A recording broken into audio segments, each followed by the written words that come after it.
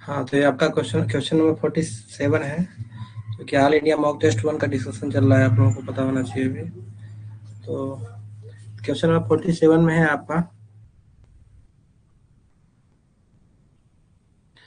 A rigid homogeneous uniform block of mass 1 kg, height दिया है आपका 0.4 मीटर, विड्थ दिया है 0.3 metre, is pinned at one corner and placed upright in a uniform gravitational field, जो कि दिया है g equal to 9.81 metre per second square होना चाहिए वहाँ पे।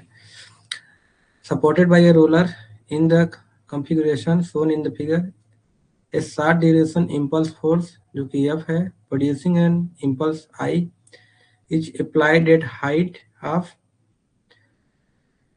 ST दिया आपका 0.3 metre from the bottom as shown. Assume all joint to be frictionless, the minimum value of I required to topple the block. तो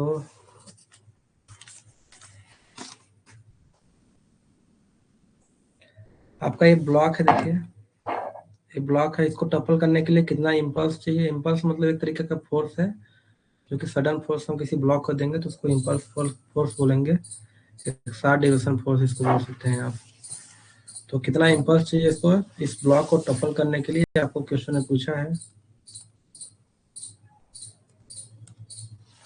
ठीक, तो सॉल्व करते हैं क्वेश्चन नंबर 47 को।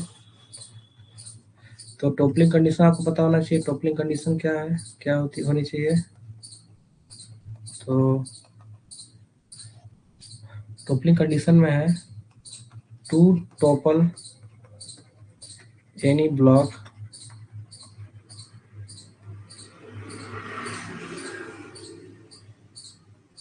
The block must have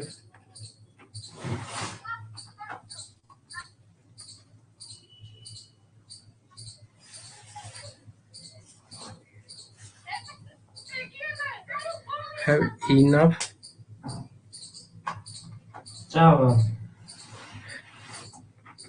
kinetic energy to lift its center of mass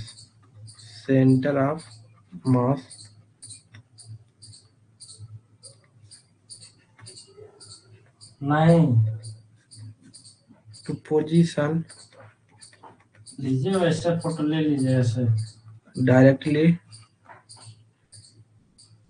above the pivot। Pivot मतलब क्या होता है, एक जॉइंट होता है।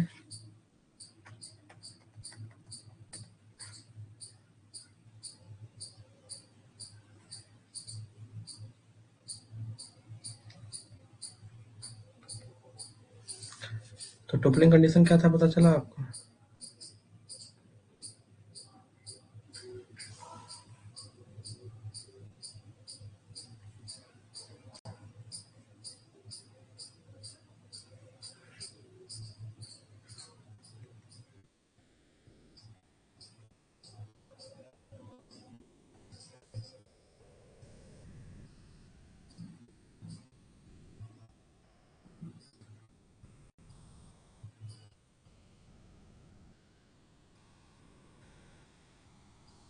तो क्या हुआ, टोपलिंग कंडीशन है आपका topple the block must have enough kinetic energy to lift its centre of mass. तो एक ब्लॉक को लिफ्ट करने के लिए क्या होना चाहिए, एक इनफ काइनेटिक एनर्जी होना चाहिए तो लिफ्ट करने के लिए इसको। तो एक बॉडी है, ब्लॉक है मान लीजिए, तो ब्लॉक में कुछ एक उसका पोटेंशियल एनर्जी होगा। क्या हो गया, तुरंत काटती है, क्या करने लगी। तो जब तक उसका पोटेंशियल एनर्जी में चेंजेस नहीं होगा तब तक क्या होगा, बॉडी लिफ्ट नहीं होगा। तो सबसे पहले क्या निकालेंगे आप, चेंज इन पोटेंशियल एनर्जी। क्या हो रहा था, नहीं जुड़ पा क्या होगा आपका पोटेंशियल एनर्जी, क्या होता है mgh।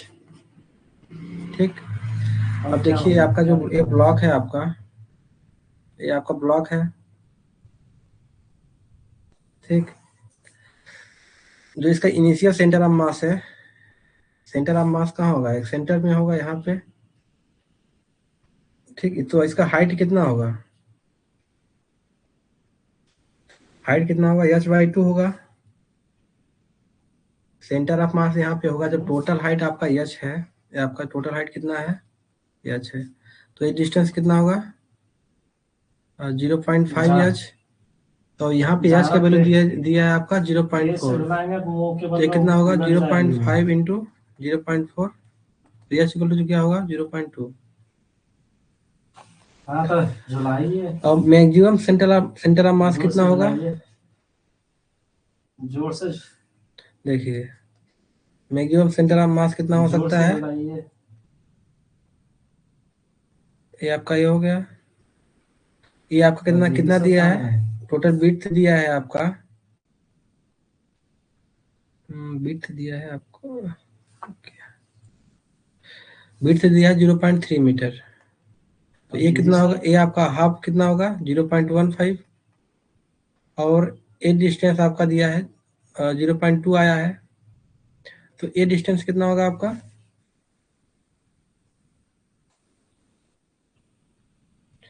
ये डिस्टेंस होगा आपका 0.2 का स्क्वायर प्लस 0.15 का स्क्वायर, इतना ही होगा ना, तो ये आएगा आपका 0.25। दादी मामा तो इतना ही होगा 0.25। उसका चेक करता हूँ इसको। और यहाँ क्या है, खाली झूला और यही है और स्लाइड। 0.2 का स्क्वायर प्लस 0.15 का स्क्वायर रूट 0.25 होगा इसका, ठीक।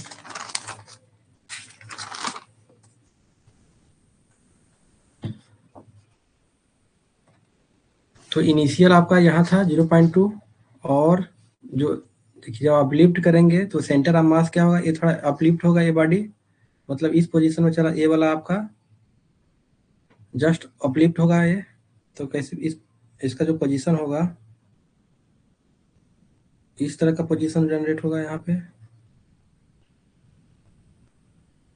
तो सेंटर ऑफ मास यहाँ चला जाएगा, ए वाला पोजीशन ऊपर चला जाएगा, तो ये आपका पोजीशन क्या होगा 0.25। तो चेंज इन पोटेंशियल एनर्जी क्या होगा, mg इंटू डेल एच होगा, चेंज इन पोटेंशियल एनर्जी होगा। तो एम आपका मास 1 kg के लिए बोला है यहाँ पे क्वेश्चन में,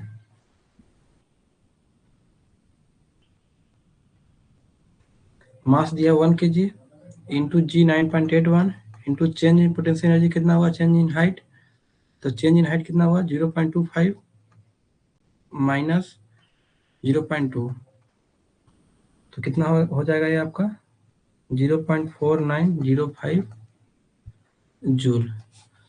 तो चेंज इन पोटेंशियल एनर्जी आपका आया 0.4905 जूल। तो इम्पल्स कितना लगेगा आपका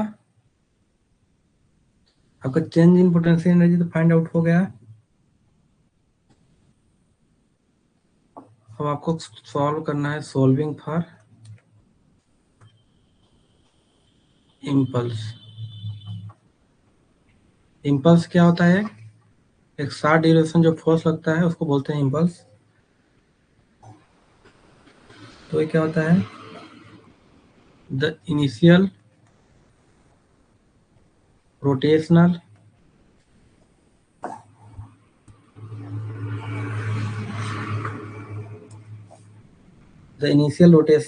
kinetic energy must be least equal to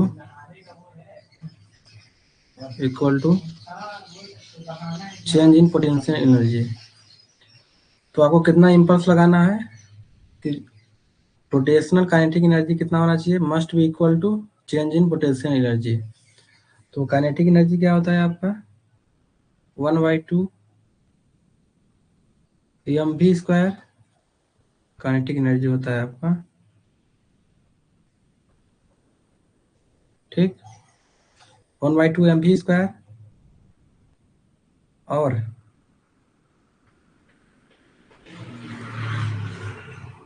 v आपका क्या होता है, v equal to r into omega. Angular velocity आपको होता है ना ओमेगा r, तो यहाँ क्या होगा 1/2 m इंटू वी क्या होगा ओमेगा r का होल स्क्वायर। यहाँ पे क्या होगा 1/2 m omega square r square.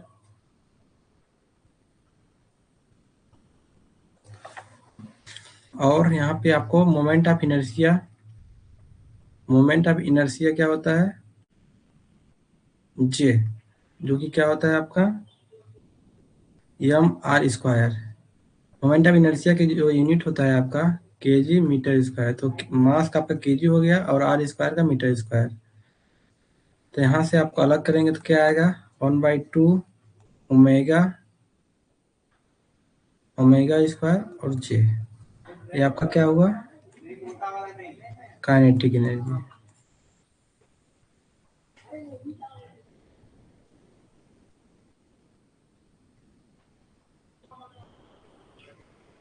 अब यहाँ पे आपको क्या निकालना पड़ेगा, मोमेंट ऑफ इनर्शिया भी फाइंड आउट करना पड़ेगा। जे यहाँ पे जे टर्म यहाँ पे आया तो आपको सबसे पहले मोमेंट ऑफ इनर्शिया भी निकालना पड़ेगा। तो सबसे पहले हम क्या करते हैं, जे को फाइंड आउट करते हैं।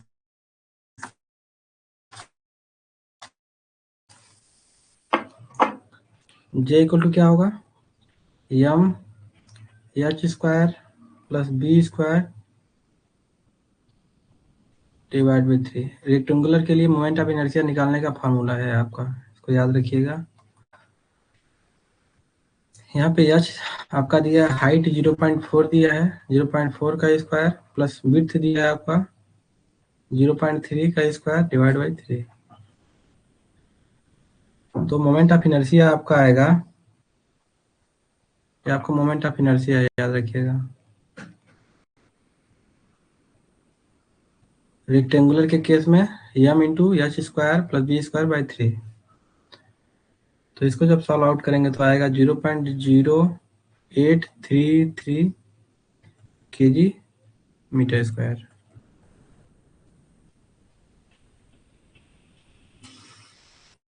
यहाँ से जे का वैल्यू आ गया आपको,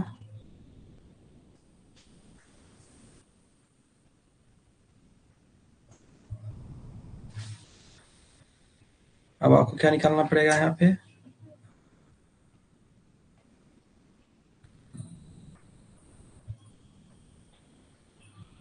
kinetic energy equal to 1/2 M 1/2 या क्या दिया है 1/2 जे स्क्वायर डब्ल्यू।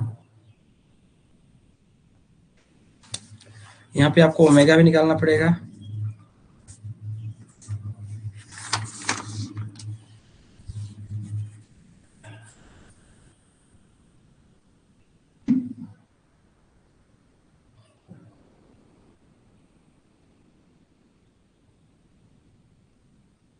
तो ओमेगा क्या होगा,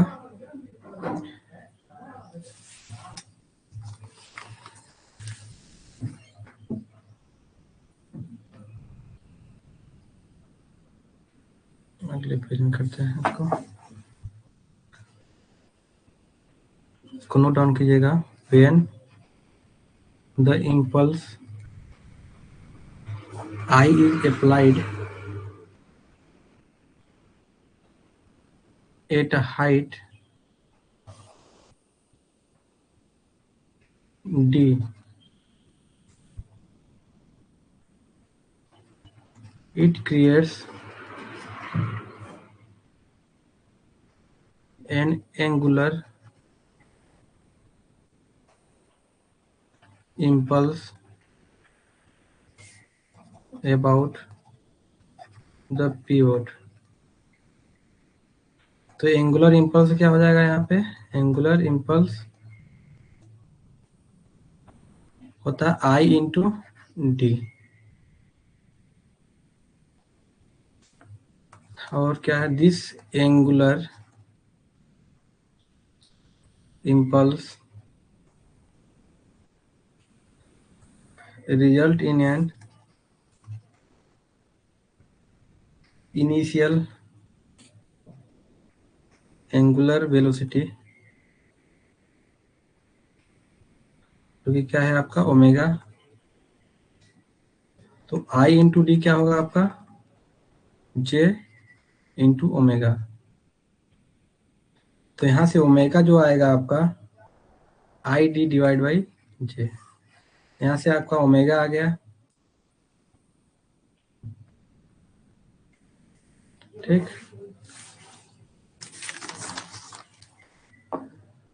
तो आप बैलेंस कंडीशन बनाइए, आपका potential energy equal to kinetic energy. तो आपका जो काइनेटिक एनर्जी हमारा वहाँ पे आया था, क्या आया था, 1/2 जे ओमेगा स्क्वायर। और पोटेंशियल एनर्जी क्या आया है अपना, पोटेंशियल एनर्जी का वैल्यू आ गया 0 पॉइंट, फिर इसको बैलेंस कर लेते हैं अपन पहले।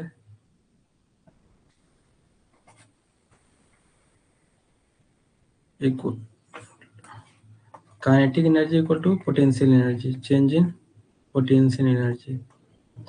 तो काइनेटिक एनर्जी क्या है, 1/2 J omega square. Potential energy अपने को निकालना क्या है, आई निकालना है। तो यहाँ पे ओमेगा इक्वल टू क्या है, I into D by J. तो 1/2 J omega equal to I D by J का whole square equal to del P. E यहाँ से आपका क्या होगा, 1/2 I square D square by J equal to del P. E यहाँ से आपका आई जो आएगा under root 2 J del P E divide D square.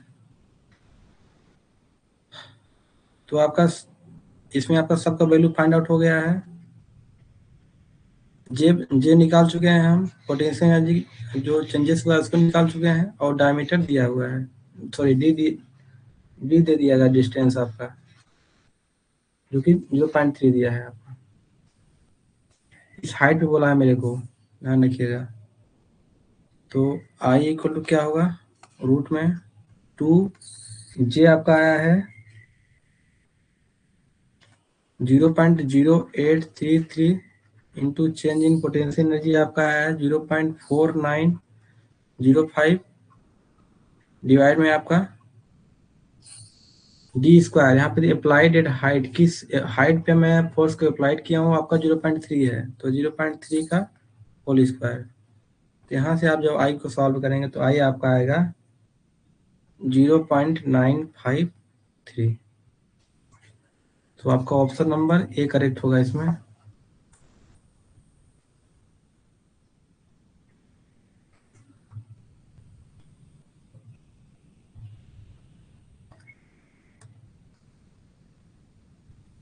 इसमें किसी को डाउट?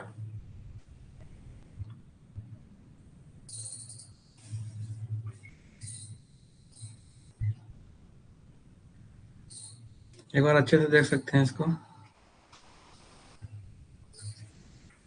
टोपलिंग कंडीशन क्या है, to topple any block the block must have enough kinetic energy to lift its centre of mass to position directly above the pivot अथवा joint.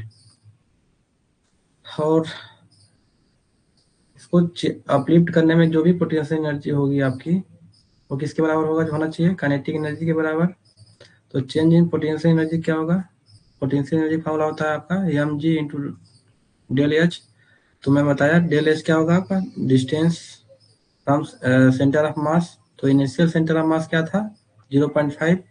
जब इसको अब topple किए तो आपका सेंटर ऑफ मास क्या होगा, सेंटर ऑफ मास ये डिस्टेंस होगा, जो कि जब अपलिफ्ट हुआ तो ये पोर्शन जस्ट अपलिफ्ट होगा ऐसे आएगा, और ये पोर्शन ऊपर चला जाएगा तो इस डिस्टेंस तक आएगा। तो ये पोर्शन क्या है 0.25 यहाँ तक है,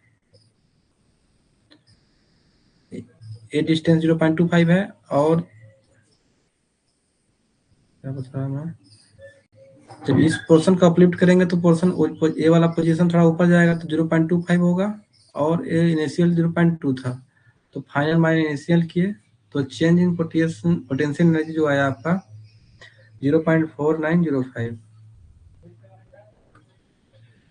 इसके बाद क्या किए, सब सेम कंडीशन अप्लाई किए इम्पल्स के लिए कि काइनेटिक एनर्जी होना चाहिए पोटेंशियल एनर्जी के बराबर। तो काइनेटिक एनर्जी कैसे निकला वो बताया मैं, 1/2 mv²। तो v इक्वल टू क्या होता है ओमेगा आर, तो ओमेगा आर का स्क्वायर जस्ट पुट किए तो मोमेंट ऑफ इनर्शिया होता है एम आर स्क्वायर। तो इसको मोमेंट ऑफ इनर्शिया के टर्म में लाया हम। अब यहाँ पे ओमेगा का सबसे पहले डिटरमाइन करना पड़ेगा आपको। मोमेंट ऑफ इनर्शिया निकालने का फॉर्मूला ये है आपका, अगर रेक्टेंगुलर ब्लॉक है तो इसको याद रखिएगा। फिर ओमेगा निकालने के लिए क्या होगा, इसको याद कर लीजिएगा। Omega equal to I into D by J. D आपका क्या होगा distance up to force applied.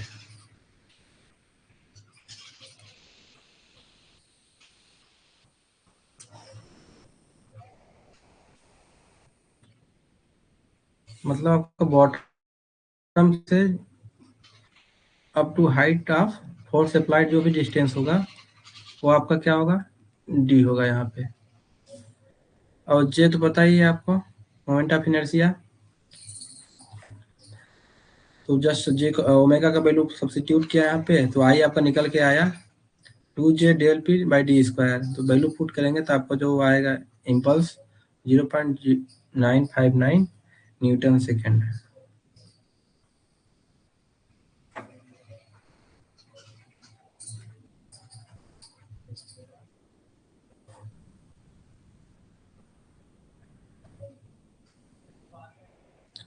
इसमें डाउट हो तो बताइए। किसी को डाउट है इसमें? चलिए फिर आगे बढ़ते हैं। क्वेश्चन नंबर 48 में बोला है the most critical component in long wall face setup that determine the rate of face advance and provide immediate roof support and guidance of chain conveyor is the. तो रूफ सपोर्ट का काम कौन करेगा, power roof support यही है एक आपका।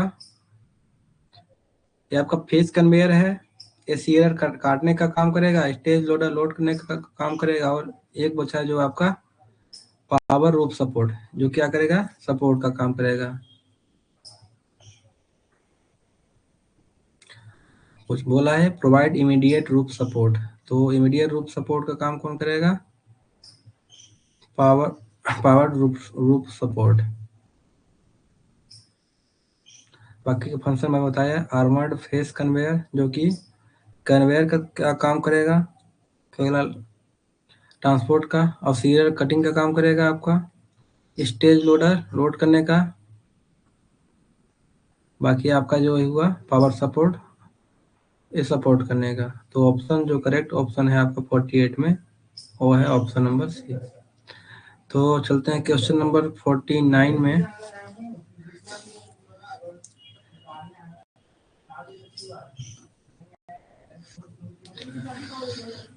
Forty nine में बोला है a tank has inflow outflow and string mechanism.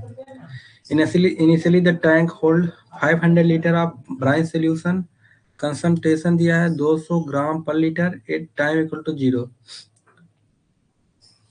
और क्या दिया है an inflow of another brine solution of concentration 100 gram per litre start entering the tank at the rate of 15 liter per minute. At the same time the outflow of thoroughly stirred mixture also take place at the same rate, so the volume of brine in the tank remain constant. The brine concentration C gram per liter in the tank at any time T can be expressed at following differential equation.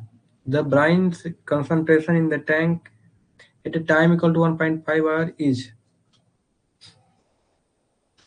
तो सबसे पहले जो आपका differential equation दिया है, ऐसे question में आपको क्या करना है डिफरेंशियल इक्वेशन को ही पकड़ना है आपको। यहाँ भी दिखे तो दिया है आपका D C equal to D T plus 0.03 C equal to 3। तो ये आपका जो ये डिफरेंशियल इक्वेशन है ये किसकी तरह दिख रहा है, आप पढ़े होंगे मैथ्स में D Y by D X plus P Y equal to Q. यहाँ पे पढ़े होंगे आप पी को लिखते थे आप, पी होता है एक्स का फंक्शन और Q भी आपका क्या होता है, x का function.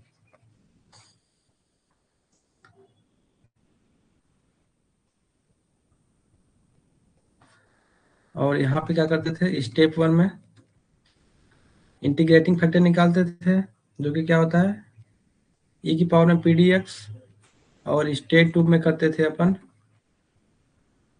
y into integrating factor equal to integration of q into integrating factor dx plus C T, जो भी लिखिए यहाँ पे एक कांस्टेंट रहेगा।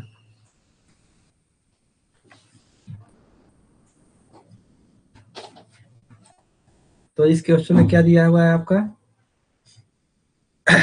जो आपका यहाँ पे देखिए पी टी के रिस्पेक्ट में दिया है, तो यहाँ पे क्या होगा, पी टी जो आपका दिया है 0.03, और क्यू टी दिया है आपका, क्यू टी दिया है आपका 3। तो इस सबसे पहले क्या निकालेंगे, इंटीग्रेटिंग फैक्टर। तो क्या है आपका e की पावर में माइनस 0.03 डी टी। बाकी यहाँ पे सब लिखवाया हूँ मैं, किसका किसका फंक्शन होगा इंटीग्रेटिंग फैक्टर में। यहाँ पे पी डी एक्स, तो पी टी क्या 0.03 डी टी आएगा यहाँ पे।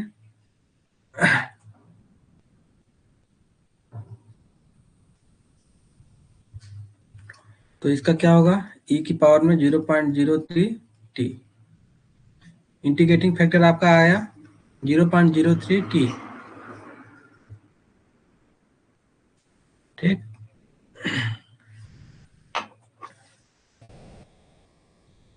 अब सेकंड स्टेप में क्या बताया, two into Y into integrating factor equal to Q into integrating factor plus C. तो यहाँ पे y की जगह पे क्या है आपका,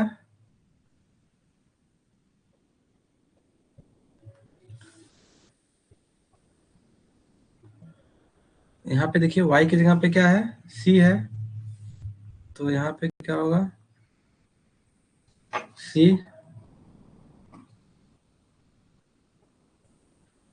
into integrating factor equal to integration of q।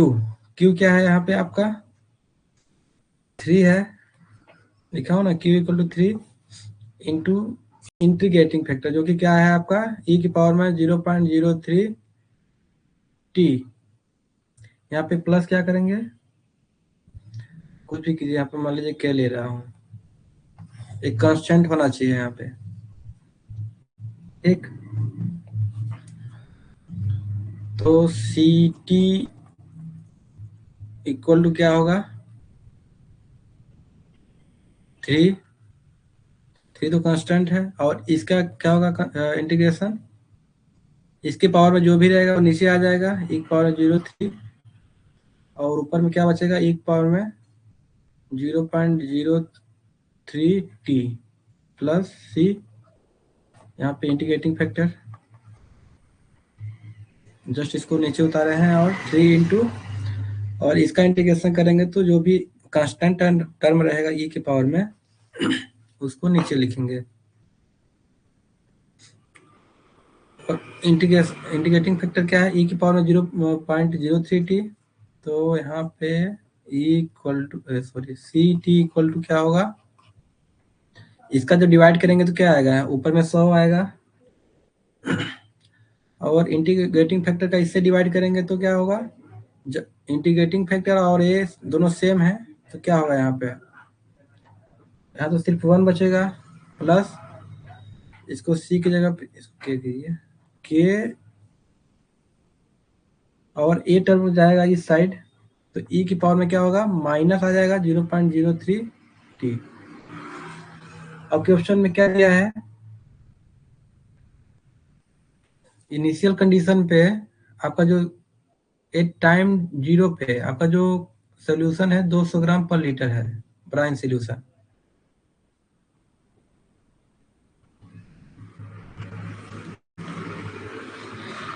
C0 equal to क्या है आपका 200 ग्राम पर लीटर। तो C0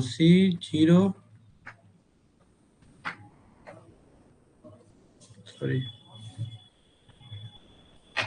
C0 पे आपका है 200 K प्लस e की पावर में माइनस 0.03 t है आपका 0, तो e की पावर में 0 क्या होगा 1, तो ये क्या होगा k इंटू 1, तो k इक्वल टू क्या आया आपका 100। अब जो आपका k का वैल्यू आया है इसको पुट करेंगे आपका जो भी आपका फाइनल सोल्यूशन आया है उसमें,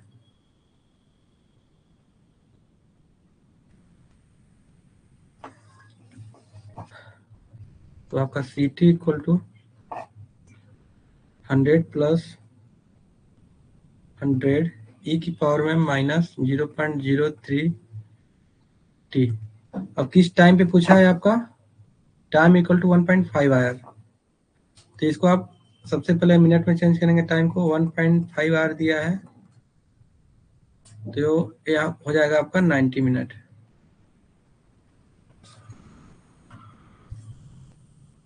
तो C90 इक्वल टू क्या होगा 100 प्लस 100 e की पावर माइनस 0.03 इंटू 90, तो C90 इक्वल टू क्या आएगा आपका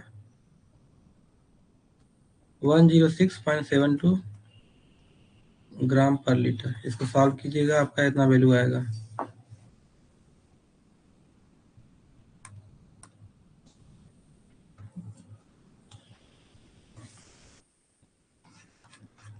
डाउट होगा तो पूछिएगा, बाकी बढ़ते हैं आगे क्वेश्चन नंबर 50 की तरफ। क्वेश्चन नंबर 50 में है आपका a incandescent light bulb operate for 2 hour per day, जो कि यूज करता है कितना 12.2 kilowatt of energy per month, burning of 1 kg of coal generate. अगर 1 kg कोल जल रहा है तो आपको कितना जनरेट करेगा energy 2 kilowatt per hour, and release करता है 7 gram of PM10। The reduction in PM10 emitted per month if this incandescent bulb is replaced with a light emitting diode, मतलब LED बल्ब से अगर उसको रिप्लेस कर देंगे तो एनर्जी कंजप्शन कितना हो जाएगा 1/6 ऑफ द एनर्जी। तो पूछा क्या है इसमें, reduction of PM10 emitted per month. तो यहाँ पे देखेंगे आप क्वेश्चन नंबर 50 में क्या बोला है, जो LED आपका लाइट है वो कितना एनर्जी कंज्यूम कर रही है 1/6 ऑफ एनर्जी कंज्यूम, जो आपका लाइट बल्ब कंज्यूम कर रहा है और उसका 1/6 का कंज्यूम कर रहा है आपका LED बल्ब, जो कि कितना है 12.2 का 6 पार्ट, तो कितना आ जाएगा आपका 2.0333 किलोवाट आवर। इतना एनर्जी कंज्यूम करेगा आपका LED बल्ब। क्वेश्चन में बोला है जो LED बल्ब कंज्यूम करेगा एनर्जी को 1/6 पार्ट ऑफ लाइट बल्ब जो कंज्यूम कर रहा है, ठीक। तो एनर्जी सेव कितना हो रही है, एनर्जी सेव कितना हो रहा है आपका, इनिशियली आपका एनर्जी कंज्यूम हो रहा था 12.2 माइनस, और इस समय कितना आपका LED खपत कर रहा है एनर्जी को 2.0333, तो एनर्जी सेव कितना किए अपन 10.1667 किलोवाट आवर। मतलब जब LED बल्ब यूज करने लगे हम तो इतना एनर्जी आप सेव किए 10.1667। तो अमाउंट ऑफ कोल कितना चाहिए इतना इतना एनर्जी प्रोड्यूस करने के लिए, अगर इतना एनर्जी हम बचा रहे हैं तो मतलब कितना कोयला हम बचा रहे हैं तो अमाउंट ऑफ कोल कितना जरूरत पड़ा होगा इतना एनर्जी बचाने के लिए या खपत करने के लिए 10.1667 डिवाइड बाय, देखिए burning of 1 kg of coal generate 2 kilowatt hour of electrical energy, तो डिवाइड बाय 2 करेंगे किलोवाट आवर, और ये कर रहा है 2 किलोवाट आवर पर केजी, तो मतलब अमाउंट ऑफ कोल कितना जरूरत पड़ा होगा एक्स्ट्रा 5.0833 kg। ठीक, मतलब हम एक्स्ट्रा इतना कोल यूज कर रहे थे 5.0833 kg। तो इसमें क्वेश्चन में क्या बोला है कि 1 kg कितना जनरेट कर रहा है, 7 ग्राम ऑफ PM10।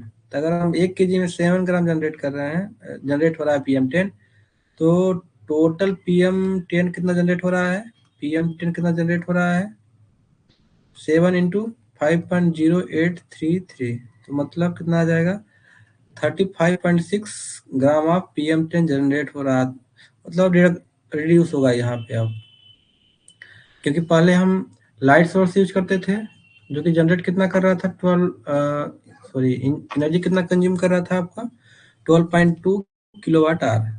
उसके जगह क्या किया, हम रिप्लेस किए एलईडी बल्ब के साथ, जो कि कितना कंज्यूम कर रहा है 1/6 पार्ट ऑफ जो इनिशियली एनर्जी कंज्यूम हो रही थी। तो एनर्जी सेव कितना किया हम 10.1667, जितना एनर्जी सेव किए, मतलब उसके जगह पे क्या होगा मेरा, अब कोयले को कम उपयोग करना पड़ेगा। तो कितना कम कोयला उपयोग करेंगे हम, जो हमारा एनर्जी सेव कर रहे हैं डिवाइड बाई जो कि आपका एक केजी कोयला कितना एनर्जी जनरेट कर रहा है, तो हम कितना कोयला क्या कर रहे हैं, सेव कर रहे हैं एलईडी बल्ब यूज करके। तो टोटल रिड्यूस कितना हो रहा है आपका PM10 7 इंटू 5.0833, जो कि कितना होगा 35.6 ग्राम। इसमें किसी को डाउट हो तो बताइए क्वेश्चन नंबर 50 में।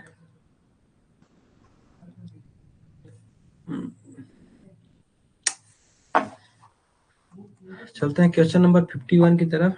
क्वेश्चन नंबर 51 में बोला है a circular opening of radius A, circular opening है आपका जिसका रेडियस कितना दिया है ए, रेडियस ए दिया है, is made underground under hydrostatic condition. Hydrostatic condition बोला है मतलब K इक्वल टू 1, और क्या दिया sigma X equal to sigma Y equal to P, sigma X equal to sigma Y equal to P दिया है यहाँ पे। बोला using curve solution find the radial distance R, R को पूछा है in term of A, R को आपको बताना है जो कि इन टर्म ऑफ ए बताना है।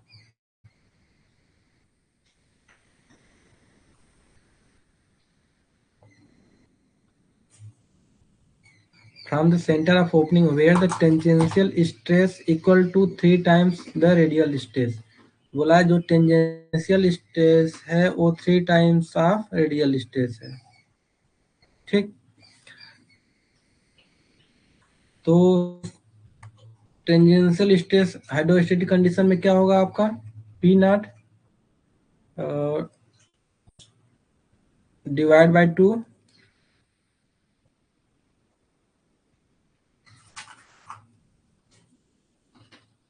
1 प्लस के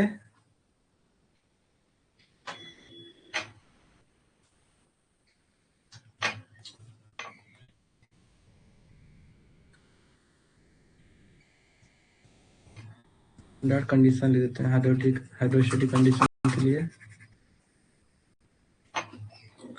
तो हाइड्रोस्टेटिक कंडीशन में क्या होता है आपका पी नॉट डिवाइड बाई 2, तो 1 प्लस के से कैंसिल हो जाएगा और यहाँ बचेगा 1 plus A square by are square. और रेडियल स्ट्रेस क्या होगा P nought 1 minus A square by are square. बस आपको जस्ट कंडीशन पे पुट करना है। तो sigma theta theta equal to कितना है P nought 1 plus A square divide by are square equal to 3 sigma R का कंडीशन दिया है आपका P nought 1 minus A square by are square. तो क्या होगा यहाँ से पी नॉट, तो पी नॉट कैंसिल हो जाएगा, यहाँ पे सॉरी पी दिया है पी यूज कीजिएगा यहाँ पे R square plus A square by are square equal to 3 R square minus 3 A square by are square. R square से आर स्क्वायर कैंसिल होगा और यहाँ पे क्या बचेगा 4a square equal to 2r²। यहाँ से 2 से 2, तो r इक्वल टू क्या होगा, a√2। r इक्वल टू क्या होगा आपका a√2। तो ऑप्शन नंबर ए आपका करेक्ट होगा। इसमें डाउट?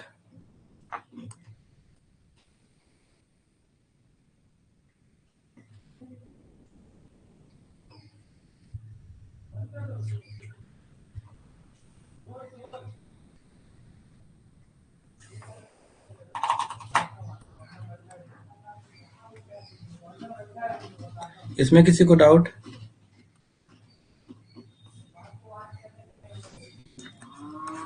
तो चलते हैं क्वेश्चन नंबर 52 पे। 52 में क्या बोला है, due to the extreme cost of interrupting production a firm has to stand by machine available in case a particular machine break down. The machine in use has reliability of 0.94 and the backup have reliability of 0.90 and 0.80. In the event of a failure, either backup can be pressed into service. If one fails, the other backup can be used. Compute the system reliability. तो कुछ नहीं करना है इसमें। क्या है आपका reliability कितना होगा, पहले का रिलायबिलिटी, सॉरी पे लिखता हूँ, R1 दिया आपका 0.94, R2 दिया आपका 0.90 और R3 दिया आपका 0.80। ठीक,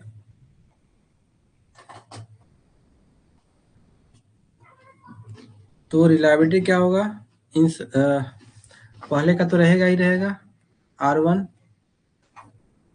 लिखता हूँ अच्छे से। सिस्टम रिलायबिलिटी कितना होगा, R1 तो रहेगा ही रहेगा, यहाँ पे प्लस होगा, R2 का भी यूज करेंगे जब अपना R1 फेल होगा, तो R2 into 1 minus R1 plus, अब R3 का भी यूज करेंगे, R3 इंटू, जब ये दोनों फेल हो जाएंगे तो R1 माइनस, सॉरी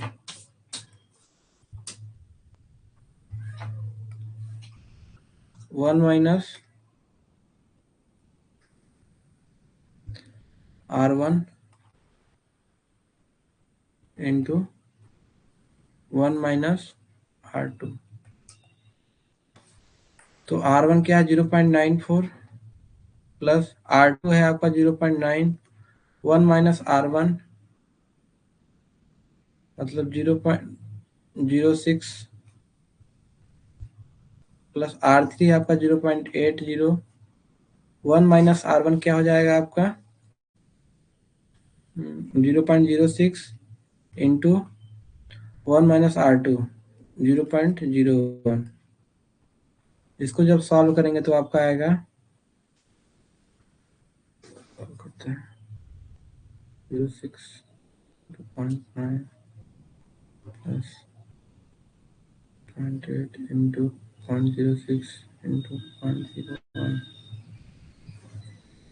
प्लस 0.94, तो ये आएगा आपका 0.99448। तो सिस्टम की रिलायबिलिटी कितनी हो जाएगी, इंक्रीज हो जाएगी 0.99448। बाकी इसमें डाउट हो बताइए।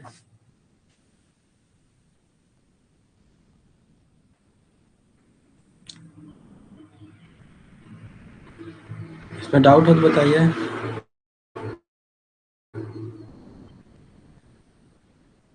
हेलो, आवाज आ रही है आप लोगों को, सिर्फ मैं बक रहा हूँ ऐसे ही? हेलो,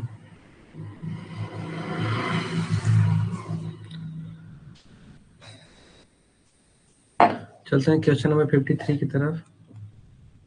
53 में है आपका, a multi-seam surface mine has two parallel hole seam A and seam B separated by a 50 meter parting. ठीक, सिम ए है, सिम बी है, जो कि पार्टिंग 15 मीटर है दोनों के बीच में। सिम ए है थिकनेस, जो सिम ए का थिकनेस कितना है 5 मीटर, और सिम बी का थिकनेस है 3 मीटर। जो एवरेज स्ट्रिपिंग रेशियो आप एवरेज स्ट्रिपिंग रेशियो जो ए का दिया है आपका, स्ट्रिपिंग रेशियो दिया है आपका, रेशियो ए का जो दिया है आपका 4.5 मीटर क्यूब पर टन। ठीक, और वेस्ट रॉक का जो डेंसिटी दिया है आपका 2.2, अब कोल का डेंसिटी दिया है 1.4 टन पर मीटर क्यूब।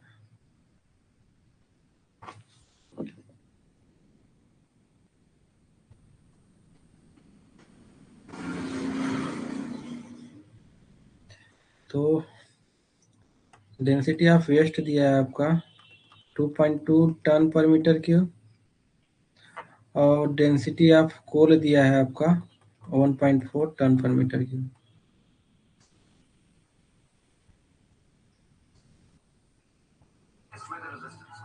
ठीक, यहाँ से आप स्टिपिंग रेशियो ए का दे दिया है, तो स्टिपिंग रेशियो क्या ऊपर में क्या होगा, वैल्यूम होगा, वैल्यूम ऑफ और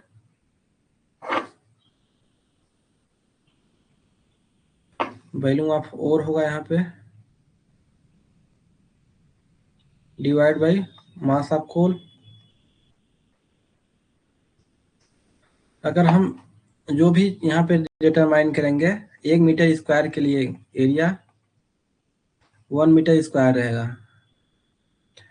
अगर कुछ नहीं दिया तो 1 मीटर स्क्वायर लेके हम सॉल्व करेंगे यहाँ पे क्वेश्चन में। तो मास ऑफ कोल कितना हो जाएगा, मास सॉरी वैल्यूम,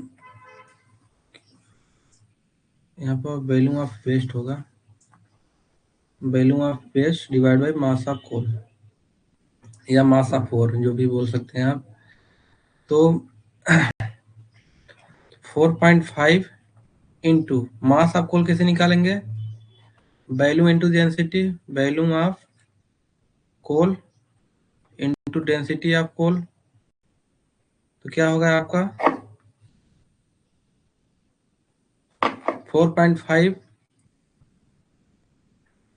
और वैल्यूम क्या होगा, एरिया इंटू थिकनेस, जो कि थिकनेस क्या दिया है आपका 5 metre, into density of coal दिया है आपका 1.4। तो यहाँ से आपका जो वैल्यूम ऑफ बेस्ट निकल के आएगा, कितना आएगा ये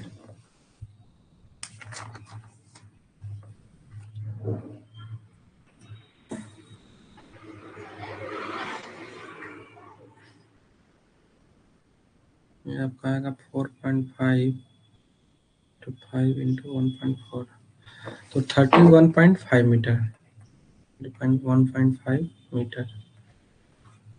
ठीक, क्वेश्चन में बोला क्या है, if both seam are mined together, यदि दोनों सिम को साथ में माइंस करें तो ओवरऑल स्टिपिंग रेशियो कितना होगा।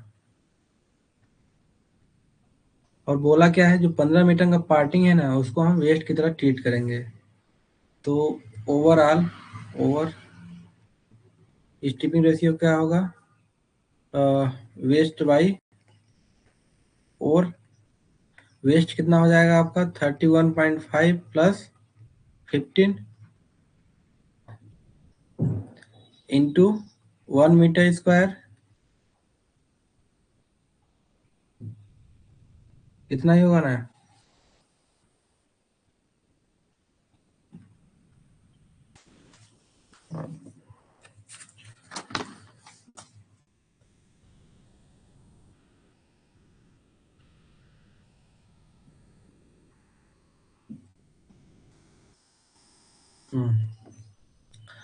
आपका पोर्शन ए से आपको जो भी टनेज मिला कितना मिला, ये आपका वेस्ट आया है इतना, और कितना मिला आपका, और आपका होगा या tonnage of coal,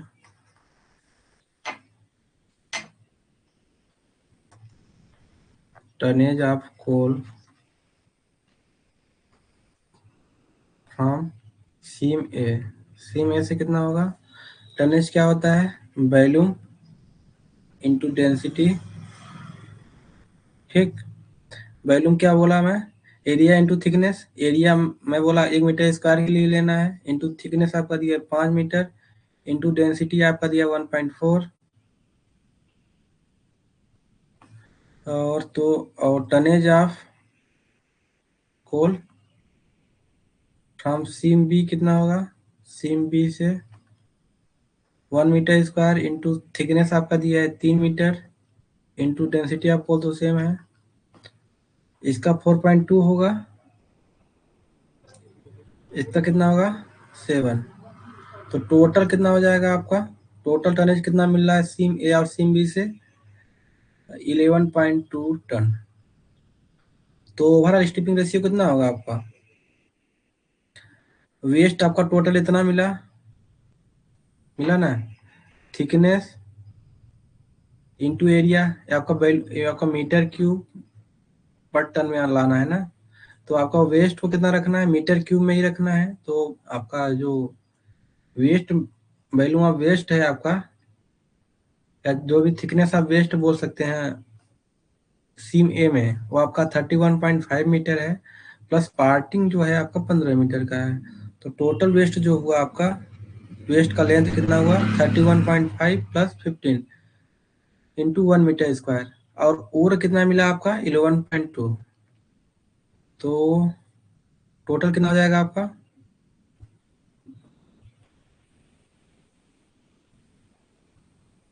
overall स्टिपिंग ratio कितना हो जाएगा? 31.2 प्लस 15 मतलब 46.2 डिवाइड बाई 11.2। तो इसको जब सॉल्व करेंगे तो आपका आएगा 4.16 मीटर क्यूब पर टन। इसमें डाउट हो तो बताइए। इसमें डाउट किसी को? रोहित?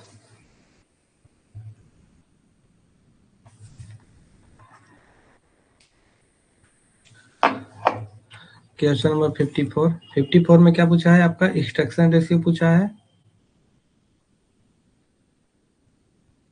सॉरी, पूछा क्या? Calculate the required centre to centre pillar dimension. इसमें क्या दिया है आपका? एक्सट्रैक्शन रेशियो दे दिया है क्वेश्चन में, बाकी क्वेश्चन बड़ा पढ़ने की जरूरत नहीं है। R equal to 1 minus A square by a plus b का होल स्क्वायर। तो आर यहाँ पे क्या दिया है क्वेश्चन में? 0.3। 1 माइनस ए क्या होता है आपका? Width of pillar. बी आपका होता है width of gallery.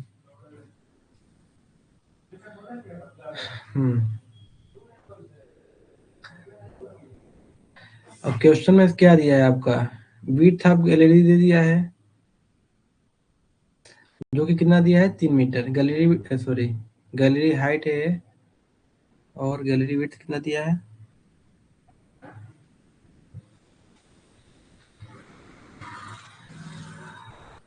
Gallery width दिया आपका 4.8 मीटर।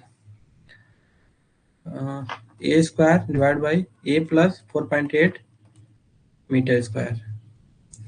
तो कितना होगा? ए बाई ए प्लस 4.8 का whole square equal to 1 minus 0.3 मतलब 0.7।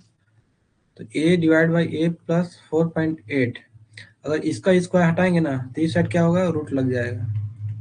ठीक, तो 0.7 का रूट होगा आपका 0.8367। तो यहाँ से आपका जो ए आएगा,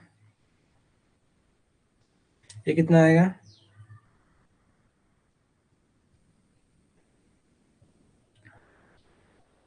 माइनस प्लस 1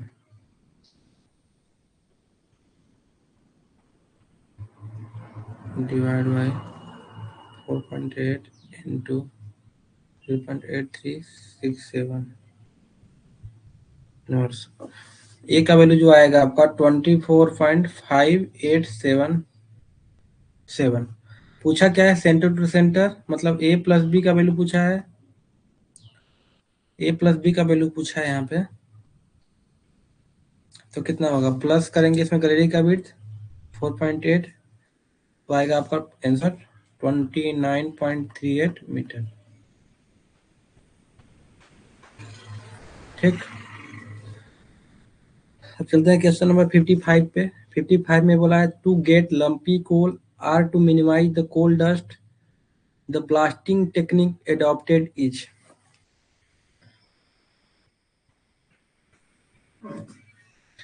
तो 55 पे चलते हैं। 55 में क्या बोला है,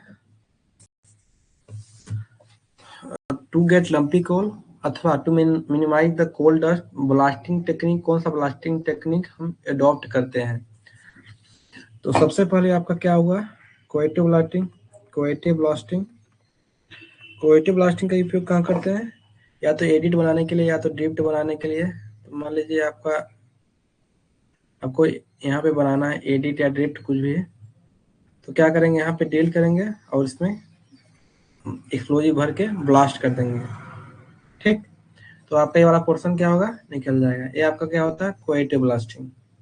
तो कोएटिव ब्लास्टिंग का कोई रोल नहीं है कि डस्ट को कंट्रोल करे या तो लंपी कोल को जनरेट करे। उसका फंक्शन क्या है आपका, एडिट या ड्रिफ्ट को फॉर्म करना।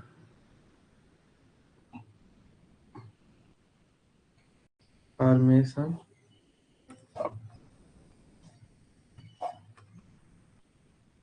Formation of edit drift etcetera horizontal जो भी रहेगा आपका। दूसरा क्या है आपका, कसन ब्लास्टिंग।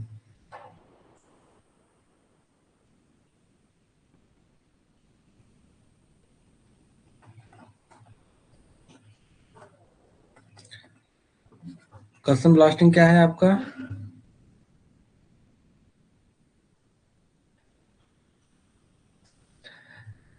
कस्टम ब्लास्टिंग का जैसे है आपका कोई ब्लास्टिंग कर रहे हैं, मान लीजिए ब्लास्टिंग है आपका फेस, तो एकदम आपका साइज में ना होके वो क्या हुआ, कहीं ऐसे से ब्लास्ट हो गया, मान लीजिए इरेगुलर शेप में, इरेगुलर साइज में, तो उसको डिजाइन पैरामीटर में उसको क्या ब्लास्ट करने के लिए क्या करते हैं हम, एक सेकेंडरी ब्लास्टिंग करते हैं, जो कि क्या बोलते हैं हम कि कजन ब्लास्टिंग। तो यहाँ पे एक थोड़ा बहुत एक्सप्लोजिव भर के, स्मॉल एक्सप्लोजिव, हल्का से एक्सप्लोजिव भर के, तो क्या करेंगे, इसको ब्लास्ट करेंगे, ट्रिम करने का काम करता है। इसको एक ट्रेजे ट्रिमर, एक ट्रेजे ट्रिम ब्लास्टिंग।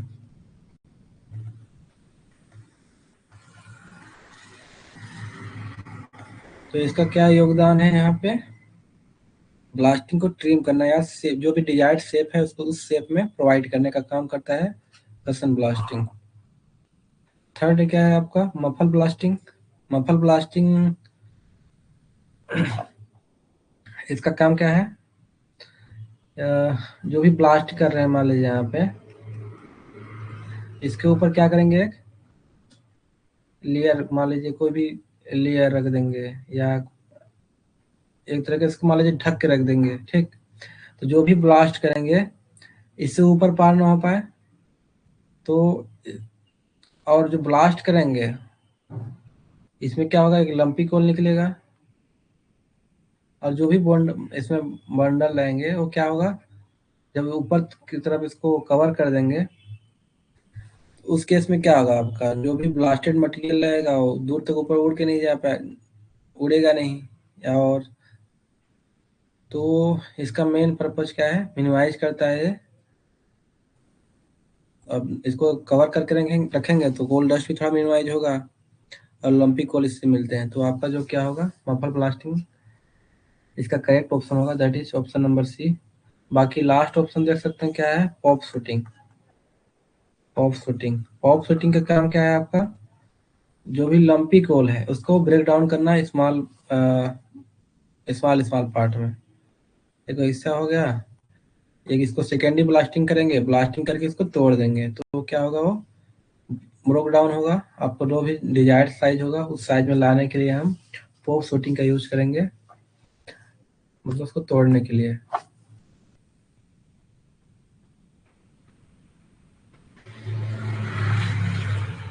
इसमें डाउट हो बताइए।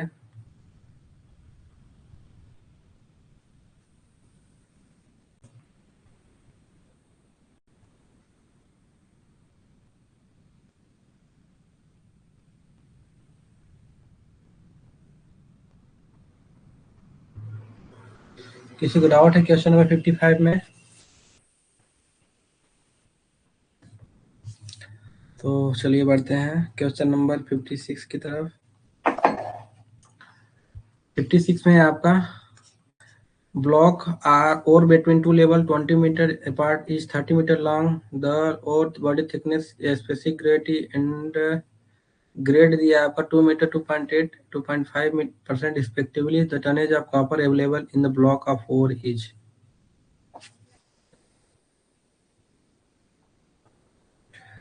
तो क्वेश्चन में दिया है जो ओर ब्लॉक है दो लेवल के बीच में है, लेवल 1 लेवल बी जो भी मानिए इसको। अब दोनों लेवल की जो डिस्टेंस है या गैप है वो कितना है आपका 20 मीटर, ठीक। और डिस्टेंस कितना है उसका 30 मीटर।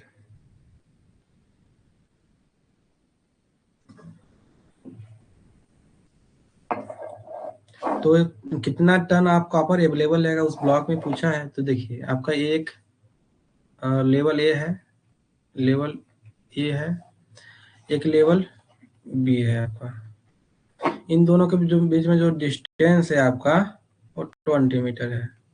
और इसका जो लंबाई है दोनों लेवल के बीच का ये आपका कितना दिया है 30 मीटर, ठीक। तो क्या मान सकते हैं, इसको विड्थ मान लीजिए, इसको लेंथ मान लीजिए। और थिकनेस कितना दिया है इसका ब्लॉक का 2 मीटर। स्पेसिफिक ग्रेविटी दिया है आपका, स्पेसिफिक ग्रेविटी दे दिया है आपका 2.8 टन पर मीटर की। और ग्रेड दे दिया है आपका 2.5%। तो कितना टन ऑफ कॉपर अवेलेबल इस ब्लॉक में क्वेश्चन ने पूछा है। तो टनेज अवेलेबल कितना है 20 metre into 30 metre into 2 metre into 2.8 into 2.5 divide by 100। इसको जब सॉल्व करेंगे तो आपका आएगा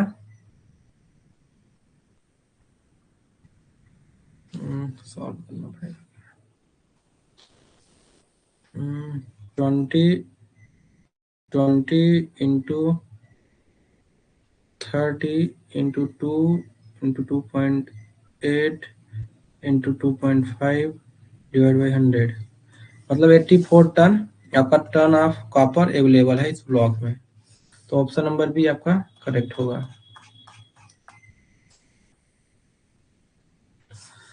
क्वेश्चन नंबर 57 की तरफ। तो 57 में क्या दिया है आपका the time in days between two consecutive accident in underground coal mines during a year is.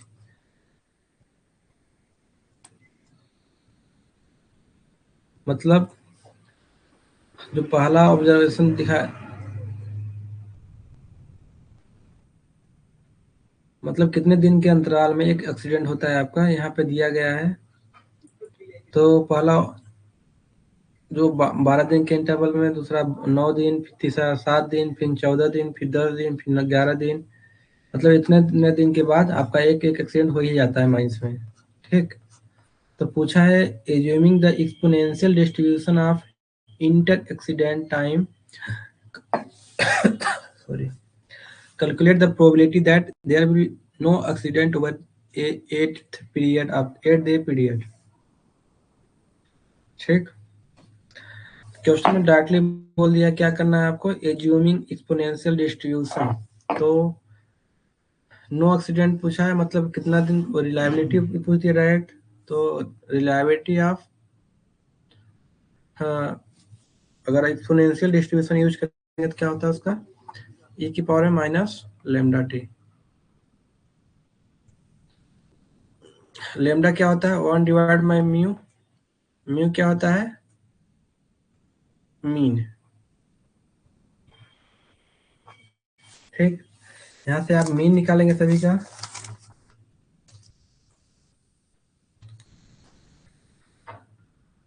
Mean क्या होगा आपका summation of x i divide by n. कितने बार ऑब्जर्वेशन किए आप वो आपका नंबर ऑफ एन होगा। अब कितने कितने, जैसे आप पहला जो एक्सीडेंट हुआ 12, वो देखा गया 12 दिन के इंटरवल में मिल रहा है, दूसरा 9, तीसरा 7 दिन बीता फिर मिला, फिर चौथा 14 दिन के अंतराल में मिल गया, फिर पांचवा 10 दिन फिर मिला। इसी गैप गैप के बीच में आपका एक्सीडेंट मिलते जा रहा है। तो मीन निकालेंगे कि आपका औसत औसत निकालिए, एक तरीके से मान लीजिए कि हाँ कितने दिन में एक एक्सीडेंट हो ही जा रहा है। तो मीन कैसे निकालेंगे, समेशन ऑफ टोटल जो आपका एक्स आई है, इंटरवल है, divide by number of observation. तो समेशन ऑफ अगर एक्स आई करेंगे 12 + 9 + 7 + 14 + 10 + 11 + 8 + 13 + 15 + 6 + 9 इक्वल टू आपका आएगा 132 डिवाइड बाई टोटल है आपका 12,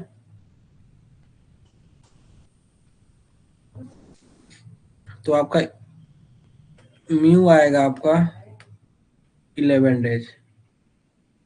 मतलब मीन आपका क्या है 11 डेज। तो इसका मतलब क्या हुआ, हर 11 दिन में एक एक्सीडेंट माइंस में हो ही रहा है। तो पूछा क्या है क्वेश्चन में, प्रोबेबिलिटी बताइए कि नो कोई भी एक्सीडेंट ना हो माइंस में 8 दिन के पीरियड में। तो रिलेटिविटी निकालेंगे आप, ई की पावर माइनस लेमडा आपका क्या है 1/म्यू, मतलब 1/11 इंटू टाइम 8 डेज। तो आर इक्वल टू ई की पावर माइनस 8/11, तो क्या होगा आर इक्वल टू 0.4832।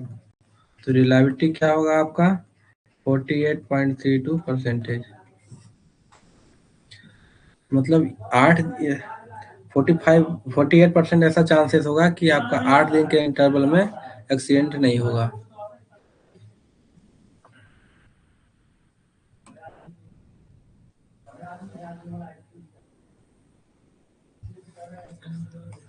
और चलते हैं क्वेश्चन नंबर 58 पे। 58 में आपका match the following abbreviation from the figure. तो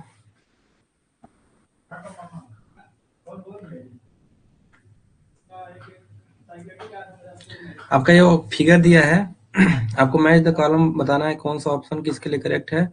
तो आपका जो ए है, ए आपका कहाँ दिया है, यहाँ पे, ठीक। ये क्या होगा आपका ट्रफ विड्थ। ट्रफ विड्थ मतलब जो भी आपका विड्थ है वो सब्सिडेंस से कितना विड्थ अफेक्टेड है। तो जहां तक आपका एंगल ऑफ ड्रा का इफेक्ट रहेगा वहां तक आपका क्या होगा, विड्थ सब्सिडेंस से अफेक्टेड रहेगा। तो ये जो होगा आपका वो होगा आपका ट्रफ विड्थ, ठीक। या आपको ये समझ में नहीं आ रहा है तो सबसे पहले अदर ऑप्शन पे जाइए, कौन सा ऑप्शन करेक्ट हो सकता है। तो बी पे आप गए, विड्थ आपको पता होगा होना चाहिए। बी क्या होगा आपका क्रिटिकल विड्थ। क्रिटिकल विड्थ इसलिए है क्योंकि इसका जो एक पॉइंट है सरफेस पे टच हुआ है, ठीक। इसको तो आप पढ़े होंगे ना कि अगर एक पॉइंट पर सर टच होगा तो आपका क्या होगा क्रिटिकल विड्थ, सॉरी इसको क्रिटिकल सब्सिडेंस बोलेंगे। एक केस किसका है, क्रिटिकल क्रिटिकल सब्सिडेंस का केस है। और इस विड्थ को बोलेंगे आप क्या बोलेंगे,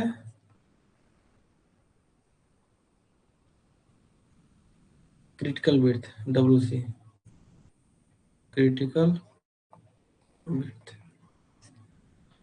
और सरफेस पर टच ना होता ये आपका सब क्रिटिकल, सब क्रिटिकल।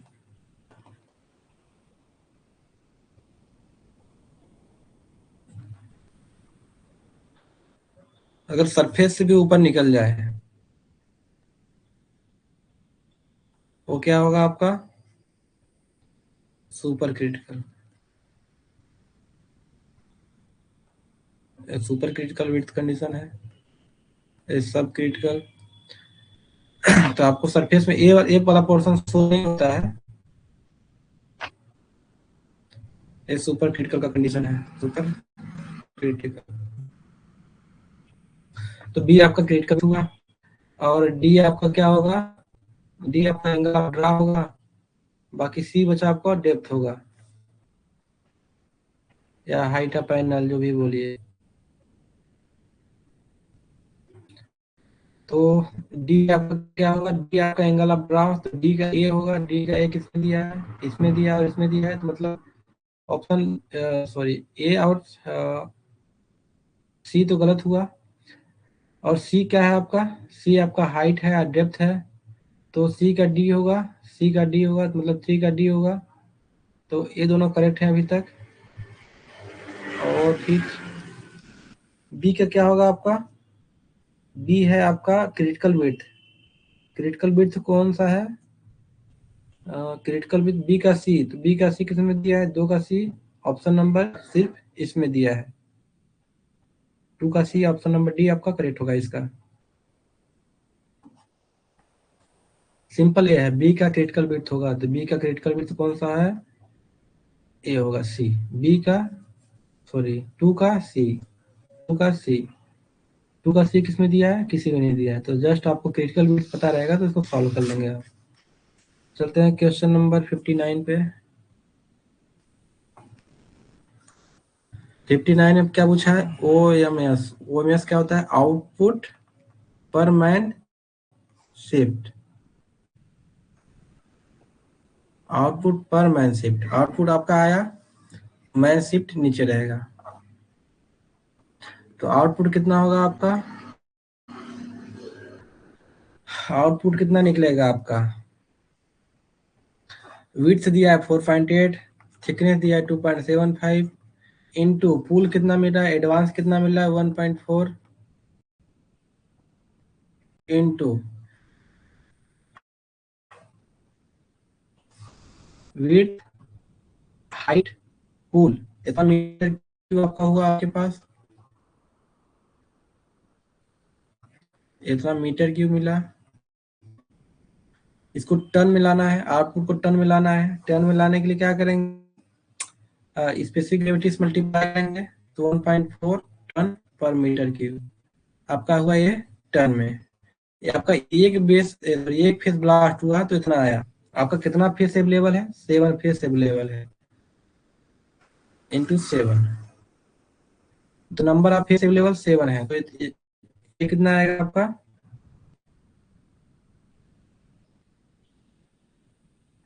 181.104 टन, इतना आउटपुट आपका प्रोडक्शन होना है। जितना नंबर ऑफ फेस अवेलेबल आएंगे, सिर्फ आपको कोल कहाँ से मिलेगा, नंबर ऑफ फेस से ही मिलेगा। तो सबसे पहले आपको नंबर ऑफ फेस अगर नहीं दिया है तो उसको निकालिए,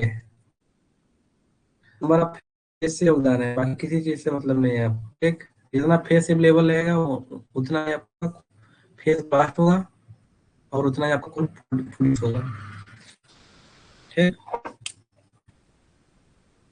बस निकालिए ओएमएस कितना होगा, आउटपुट मिला आपका एक शिफ्ट में 181.104 और मैं शिफ्ट है आपका एक शिफ्ट में 40, तो इसको डिवाइड करेंगे आएगा आपका 4.527 टन पर, जो भी बोल सकते हैं इसको।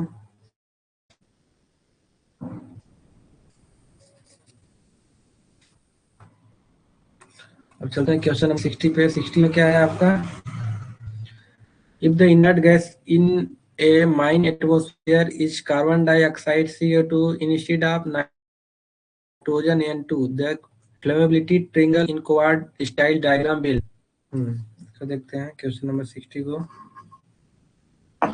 क्वेश्चन नंबर 60 में क्या है आपका, इफ द इनर्ट गैस, बोल क्या रहा है आपका, अगर माइंस में इनर्ट गैस जो है N2 की जगह पे CO2 हो या है अवेलेबल, तो जो आपका फ्लेमेबिलिटी ट्रायंगल है क्वाड डायग्राम का, वो क्या उसका, उसमें क्या चेंजेस होगा। तो सबको पता होगा CO2 क्या होता है, is more effective inert gas, inert gas than N2, ठीक। ज्यादा इनर्ट गैस है तो इसके इस केस में क्या होगा?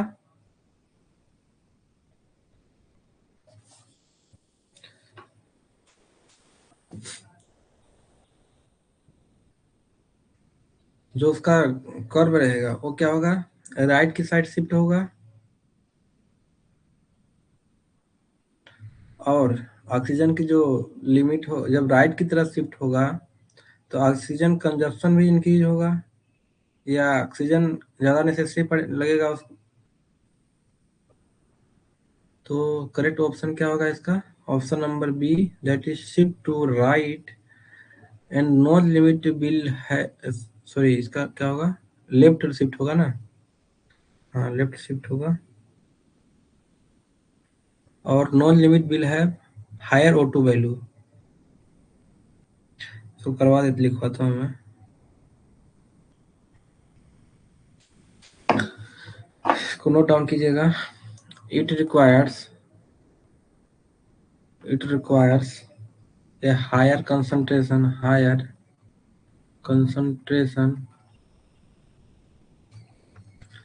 of oxygen to sustain combustion. Therefore, it requires higher concentration of oxygen to sustain combustion. मतलब ज्यादा, अगर क्या बोलते हैं इसको, इनर्ट गैस हो जाएगा तो ज्यादा अमाउंट ऑफ ऑक्सीजन लगेगा टू सस्टेन कंबस्शन। इसलिए therefore the entire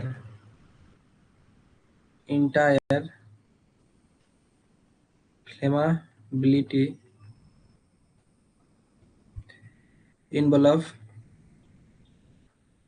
shift to left। देखेंगे आप, जो कर्व बनता है इसमें मान लीजिए ऐसे बनता है, अच्छे से बना नहीं पा रहा हूँ मैं, ठीक। तो जैसे ही आपका क्या बोलते हैं, इसका नॉन लिमिट 12.1 है ऑक्सीजन का, और ये आपका कुछ 5.4, सॉरी यहाँ पे आएगा ना 5.4, 5.4 ये है, ये कुछ 6.1 है, ठीक। तो जब CO2 मोर इफेक्टिव इनर्ट गैस है देन N2, उस केस में क्या होगा? जो कंसंट्रेशन ऑक्सीजन का रहेगा वो ज़्यादा चाहिए टू सस्टेन कंबस्शन। तो जब ऑक्सीजन की मात्रा ज़्यादा ज़रूरत होगी तो उस केस में क्या होगा? मेरे को लेफ्ट साइड शिफ्ट होना पड़ेगा। जब लेफ्ट साइड शिफ्ट होंगे तो ऑक्सीजन क्या होगा? ऑक्सीजन का मात्रा भी इंक्रीज होगा, क्योंकि ऑक्सीजन मेरे को ज़्यादा ज़रूरत पड़ेगी ही पड़ेगी, तभी क्या होगा? कंबस्शन सस्टेन हो पाएगा, क्योंकि CO2 क्या है? मोर इफेक्टिव इनर्ट गैस है।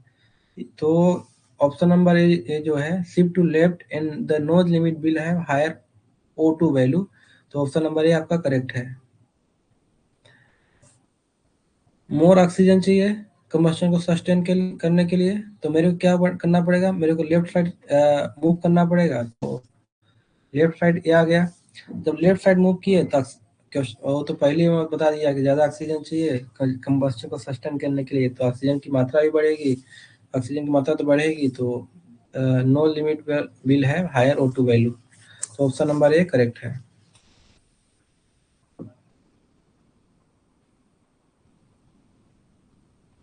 ठीक, अब चलते हैं क्वेश्चन नंबर 61 पे।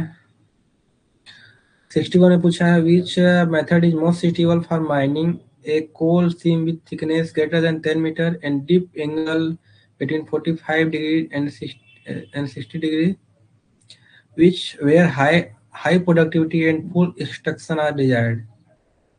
तो फुल एक्सट्रैक्शन मोस्टली किस में होता है? आपका केविंग मेथड में। तो आपका जो भी आपको केविंग दिखे उसको चूज कीजिए इसमें, बाकी अदर केविंग ऑप्शन दिया नहीं है तो आपको एंगल वगैरह कुछ देखना नहीं है इसमें। तो आप क्या होगा? सब लेवल केविंग आपका इसका करेक्ट होगा। इसका थिकनेस भी ज़्यादा बोला है, और क्या बोलते हैं इसको, तो मोस्टली इसमें क्या होगा आपका, और ज़्यादा इंक्लिनेशन रहेगा तो वहाँ पे अदर मेथड कर नहीं पाएंगे, वहाँ केविंग ही सबसे अच्छा रहेगा। क्योंकि ज़्यादा इंक्लिनेशन रहेगा वहाँ पर सारी मशीनरी जा नहीं पाएंगे, तो आपको क्या होगा, ब्लास्टिंग कीजिए, उसको कीपिंग कीजिए। तो और उसमें क्या होता है, जो भी आपका ओर रहेगा वो ब्लास्ट करेंगे, नीचे गिरेगा, उसको निकाल लेंगे, तो आपका फुल प्रोडक्शन या फुल एक्सट्रैक्शन डिजायर्ड है।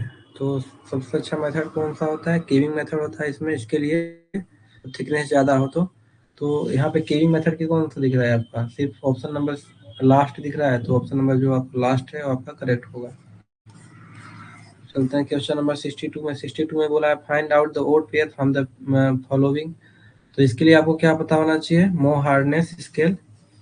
तो मो हार्डनेस स्केल लिख सकते हैं आप, Mohs hardness scale talc gypsum calcite chlorite apatite orthoclase quartz corundum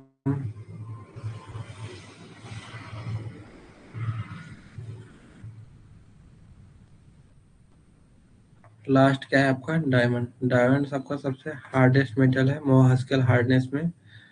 talk, तो जिप्सम क्या होता है आपका, सॉल्ट रॉक होता है। तो सॉल्ट रॉक मतलब इसका 2 ये करेक्ट है, कैल्साइट का 3 ये भी करेक्ट है, और 3 4 5 क्या दिया आपका, 6,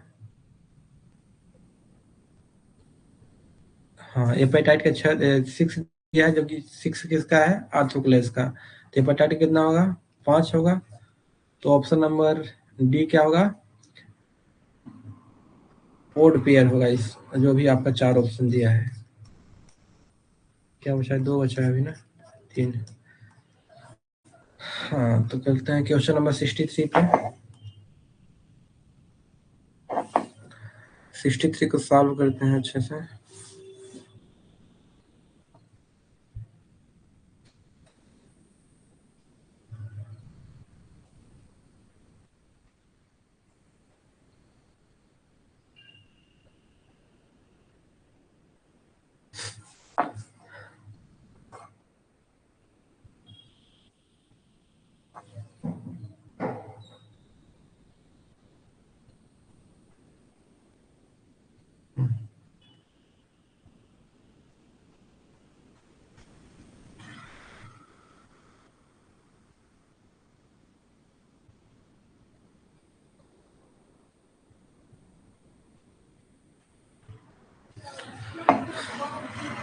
सिक्सटी थ्री में आपको क्या निकालना है, एफ निकालना है।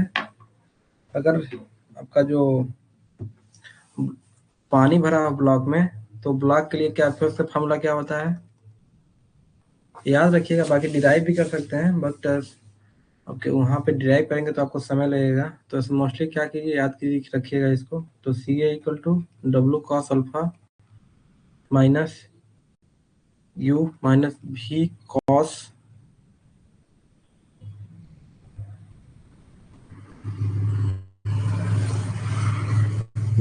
अल्फा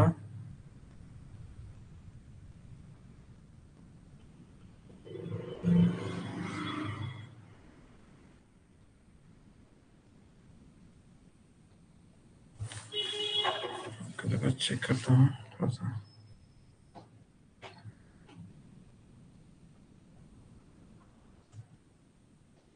डब्लू डब्लू का अल्फा, यहाँ पे भी साइन अल्फा होना चाहिए।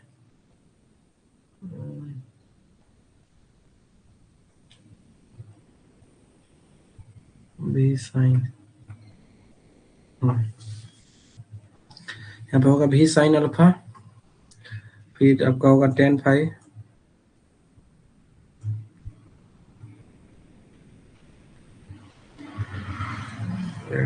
चेक कर लेता हूँ बार। यहाँ पे होगा 10, फिर 10 5 डिवाइड में क्या होगा आपका, यहाँ पे डब्लू साइन अल्फा है तो नीचे क्या होगा, डब्लू साइन अल्फा और plus B cos alpha, C A plus W cos alpha minus U minus B sine alpha tan phi divide by W sine alpha plus B cos alpha. ठीक, आपका image दे दिया गया है question में कैसा, देखिए mostly आपको इमेज जो भी डायग्राम दिया है उसको अच्छे से सॉल्व करते जाना चाहिए।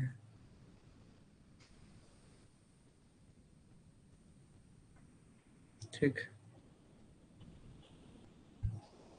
यहाँ पे आपका पानी भरा हुआ है जिसका जो हाइट दिया है आपका 3 मीटर है।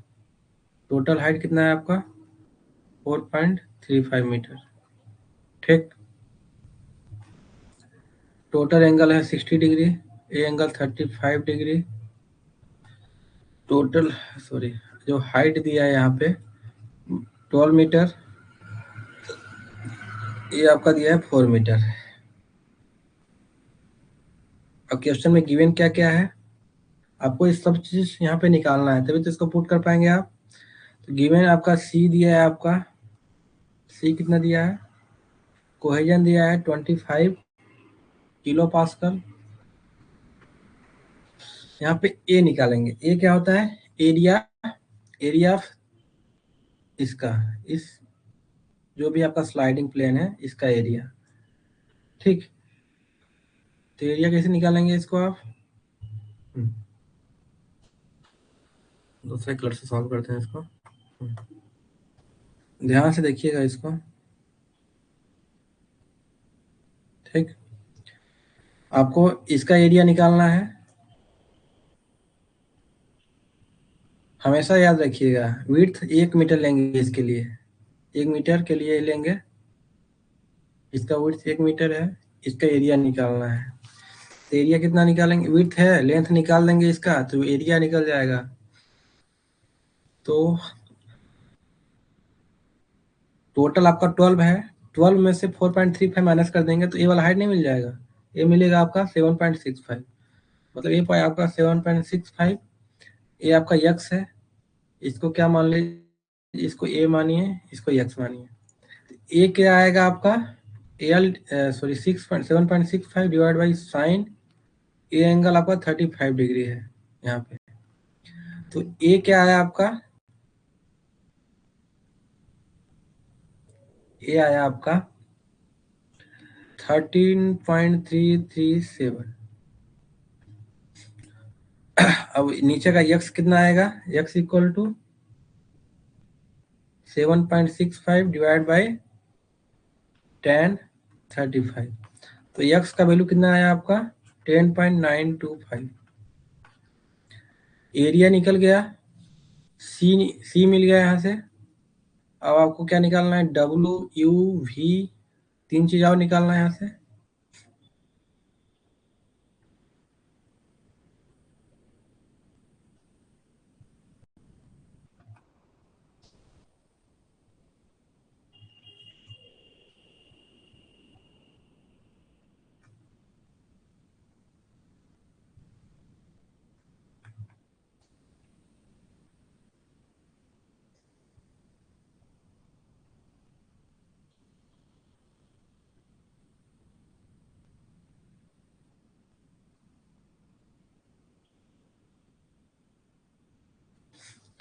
छोड़िए इसको।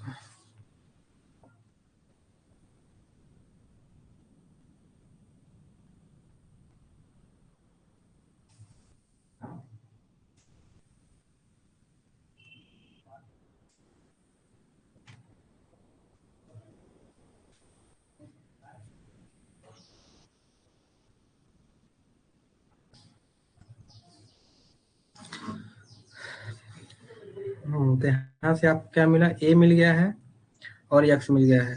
ठीक, अब निकालना है आपको यू। अब देखिए मोस्टली आपको पता होना चाहिए यू क्या होता है, यू होता है आपका perpendicular, perpendicular force applied by water on sliding plane.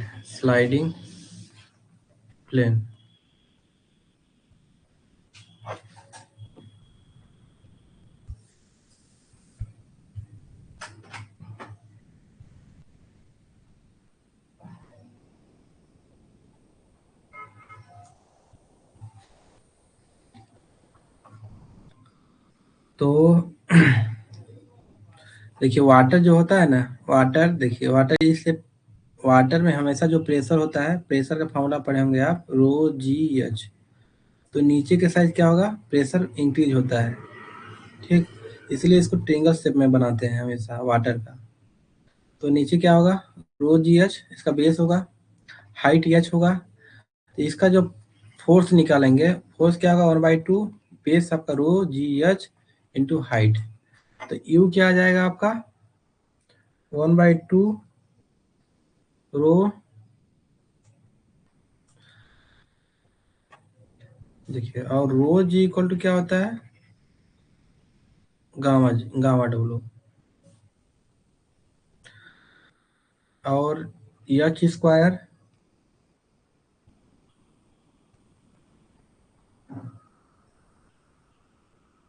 Into क्या कर सकते हैं, विड्थ 1 मीटर ले सकते हैं, कोई जरूरत नहीं है यहाँ पे 1 मीटर, हमेशा क्वेश्चन एक विड्थ 1 मीटर लेके ही चलते हैं यहाँ पे। तो जो भी सॉल्व करते हैं, यू इक्वल टू क्या आएगा, 1/2, यूनिट वेट क्या होता है वाटर का, 9.81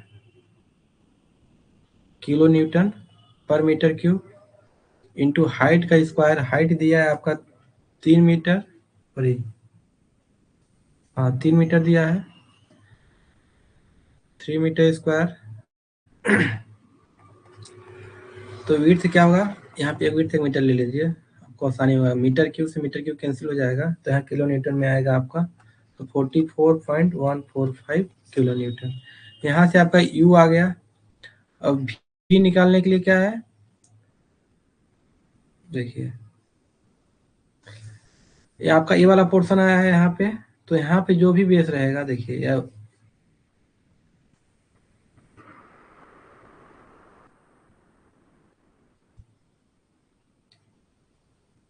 सॉरी, ये आपका भी आया है ना, याद रखिएगा।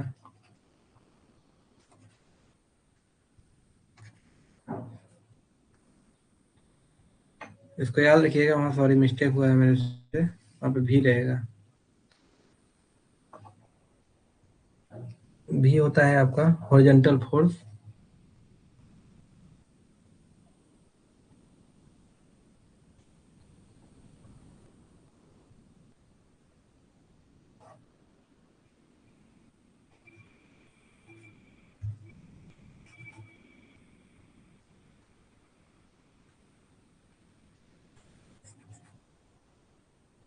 थोड़ा इसको करेक्ट कीजिएगा। भी होगा आपका horizontal force, horizontal force applied by water on slide plane या स्लाइडिंग प्लेन। और यू क्या है, परपेंडिकुलर फोर्स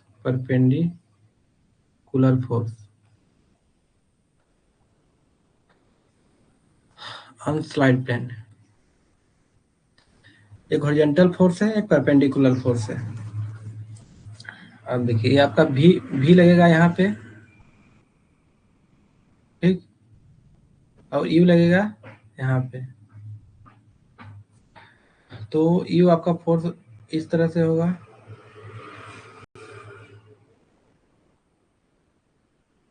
यहाँ पे पी है प्रेशर,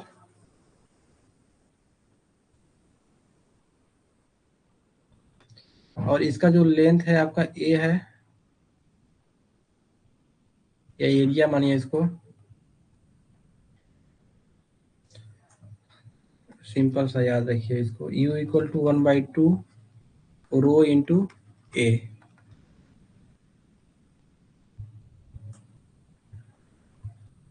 सॉरी, यहाँ पे पी इंटू ए, पी क्या होगा आपका, rho G H into A. U होगा आपका P A by two, P आपका रो जी एच होता है, तो 1/2 रो जी एच इंटू ए, तो यहाँ पे क्या होगा, रो जी क्या होगा, गामा डब्लू, तो 1/2 gamma W into H W into A, तो 1/2 गामा डब्लू आपका 9.81 इंटू एच डब्लू आपका 3 मीटर इंटू ए कितना आया आपका 13.337 आपका ए आया यहाँ पे, तो कितना होगा आपका 196.25 किलो न्यूटन। यहाँ से देखिए आपका भी मिला, यू मिला, और आपको डब्लू निकालना है।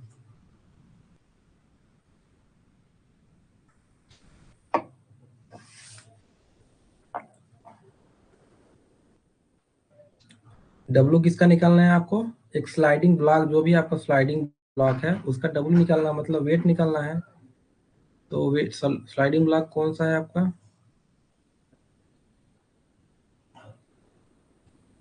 ये ब्लॉक आपका स्लाइडिंग ब्लॉक है, तो इसका एरिया निकालना है आपको, मतलब वेट निकालना है। तो वेट क्या होगा आपका, वॉल्यूम, वॉल्यूम मीटर क्यूब में हो जाएगा इंटू डेंसिटी इसका, गामा डब्लू सॉरी गामा,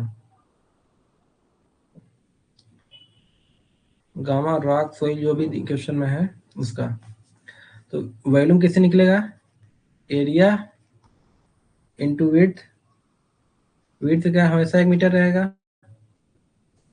तो एरिया निकालेंगे इसका, एरिया कैसे निकालेंगे, टोटल मेरे को मिला है यक्स, जो कि कितना दिया है आपका 10.925 आया है, और ए वाला आपका पोर्शन कितना आया है 7.65, और ए पोर्शन दिया है आपका, ए पोर्शन कितना दिया है,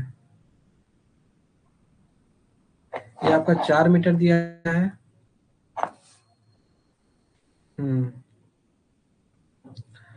देखिए ये टोटल, ये आपका ट्रेपेजियम दिख रहा है, ट्रेपेजियम से ट्रिंगल के एरिया माइनस करेंगे तो अपना एरिया आ जाएगा, तो area equal to 1/2 into sum of parallel side, मतलब 10.925 plus 4 sum of parallel side into height, height कितना दिया है आपका, टोटल हाइट 12 मीटर दिया है, इंटू 12, इस टोटल में से माइनस कर देंगे ट्रिंगल के एरिया, तो 1/2 बेस आपका 10.925 इंटू हाइट दिया है 7.65, इसको जब सब आउट करेंगे तो आपका आएगा 47.76 मीटर स्क्वायर, तो वैल्यू कितना हो जाएगा आपका 47.76 into 1 metre equal to 47.76 metre cube, ठीक।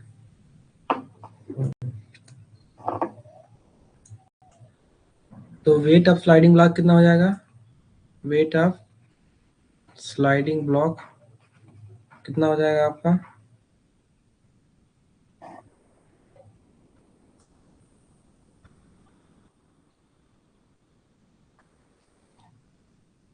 47.76 इंटू जो भी आपका डेंसिटी दिया हो, यूनिट वेट वो दिया आपका 26 किलो न्यूटन पर मीटर क्यूब, ये आपका मीटर क्यूब में है, तो आपका वेट कितना आया आपका 1241.76 किलो न्यूटन, मतलब वेट जो है आपका स्लाइडिंग ब्लॉक का इतना आया 1241.76 किलो न्यूटन। तो बस ये एफ के फॉर्मूला पे पुट कीजिए, फिर आपका क्या है C A plus W cos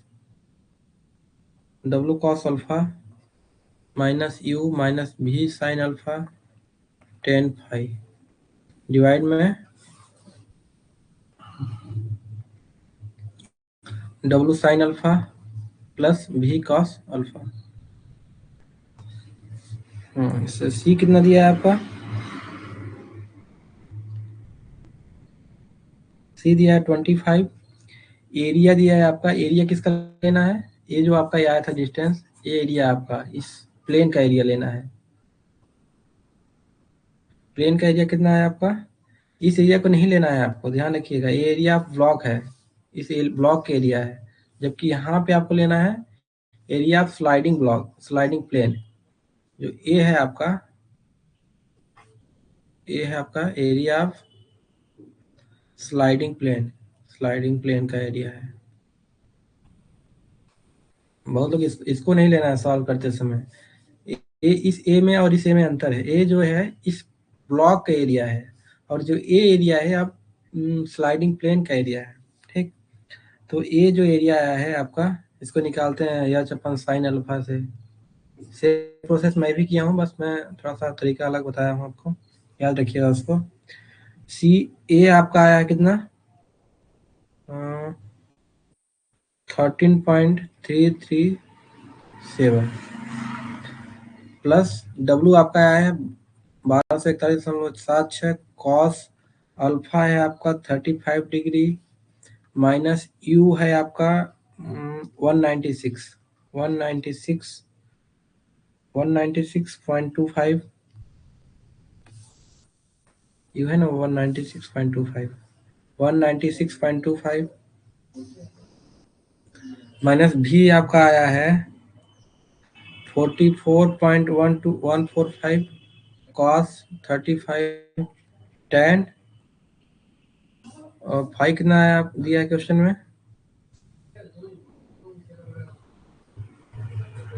five दिया आपका 37।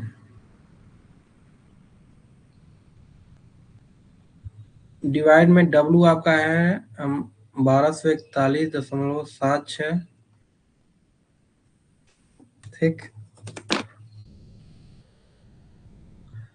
साइन 35 प्लस भी आपका है 44.145, और कॉस 35। ये आपका एफ ओ एस का हो गया। तो इसको जब सॉल्व करेंगे तो F O S equal to क्या आएगा 1.24। इसमें डाउट हो तो बताइए।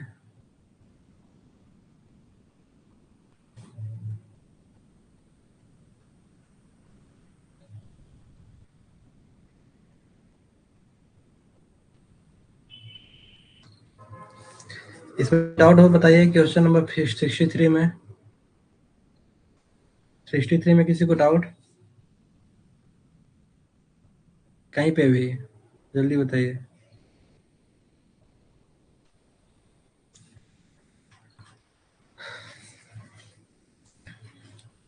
चलिए फिर डाउट नहीं हो तो पढ़ते हैं 64 पे।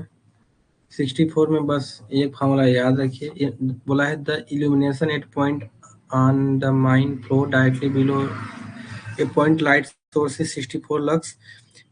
If the light of height of source is double and the luminous intensity is kept constant, the illumination at the same point will be। हाँ, तो इस पॉइंट से आप जस्ट बिलो क्या कर रहे हैं, इल्यूमिनेशन दे रहे हैं, जो कि इस पॉइंट पे कितना है 64 लक्स है। और बोला है क्या करेंगे, इसको इस हाइट को डबल कर देंगे, मतलब यहाँ कर देंगे, जो भी डबल हो जाएगा। ये पहले आर था तो r plus r double r हो जाएगा। तो यहाँ पे कितना लक्स होगा वो पूछा है, और बोला है क्या इंटेंसिटी सेम रखना है आपको, इंटेंसिटी बढ़ाना नहीं है। तो intensity equal illumination equal to क्या होता है, इल्यूमिनेशन इक्वल टू इंटेंसिटी जिसको बोलते हैं candle power, candle power, candle power into cos theta by are square. Just below है तो मतलब यहाँ पे एंगल 0 डिग्री है, here theta equal to 0 degree. तो इल्यूमिनेशन 64 दिया है, तो कैंडल पावर कितना होगा, कॉस थीटा 0, मतलब कॉस 0 1 हो जाएगा, तो कॉस 0 1, 1/r²। तो सी डी इक्वल टू क्या होगा 64r²। 8 A B, 8 A, 8 B क्या होगा आपका, इल्यूमिनेशन निकालना है, यहाँ पे फॉर्मूला सेम रहेगा। इल्यूमिनेशन निकालना है, कैंडल पावर आपको यहाँ से मिला, कैंडल पावर आ गया 64r²,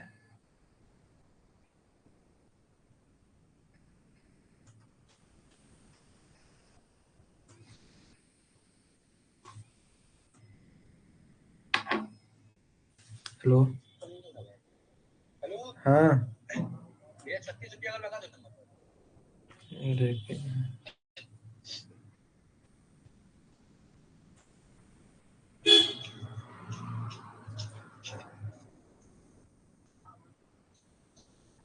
नालवा। हाँ।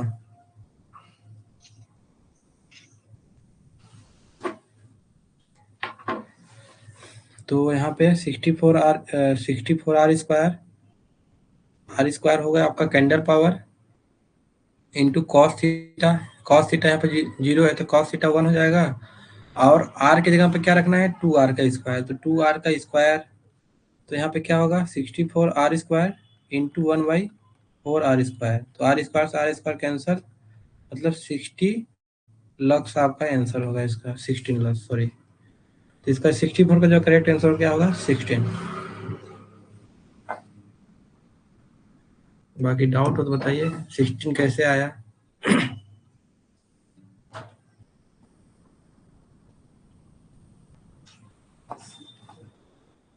Last question that is question number 65। 65 में क्या बोला है, pick up the method of surveying in which field observation and plotting proceed simultaneously from the following। कौन सा ऐसा मेथड है इसमें, जो भी आपका 4 ऑप्शन दिए हैं, इसमें फील्ड पे ही ऑब्जर्वेशन करते हैं, सेम वहीं पे प्लॉट भी करते हैं, ऐसा कौन सा ऑप्शन करेक्ट है। तो पहला है चेन सर्वेइंग, दूसरा है कंपास सर्वेइंग, तीसरा है प्लेन टेबल, चौथा है टेक्योमेट्रिक। ठीक, तो इसमें से कौन सा ऑप्शन होगा जो कि साथ में आप ऑब्जर्व भी कर सकें फील्ड में, प्लस फील्ड में आप क्या करें वहीं पे प्लॉट भी कर सकें। तो पहला ऑप्शन क्या है, चैन सर्विंग। ये आपका मेजरमेंट तो करता है, सॉरी, चैन क्या करता है, चैन लीनियर मेजरमेंट करता है, लीनियर मेजरमेंट। और प्लॉटिंग क्या होता है इसका, प्लॉटिंग डन एट ऑफिस। बस रीडिंग वहां पे ले लेंगे, लेकिन प्लॉटिंग का काम क्या होगा, बाद में होगा ऑफिस में। और कंपास सर्वेइंग क्या करता है, कंपास सर्वेइंग, कंपास सर्वेइंग में है आपका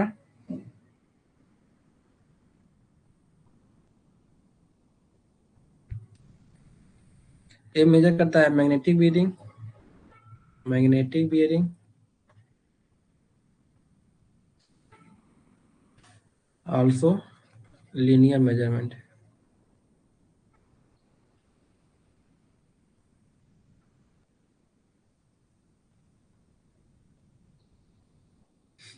और इसका जो भी आपका प्लॉटिंग का काम रहेगा ये भी इसका ऑफिस में ही होगा। प्लेन टेबल, प्लेन टेबल में क्या होता है, जो आपका क्वेश्चन पूछा सेम होता है, आपका मेजरमेंट में और फील्ड में होगा, प्लस प्लॉटिंग में, प्लॉटिंग भी फील्ड में ही होगा। प्लेन टेबल, प्लेन टेबल सर्वे।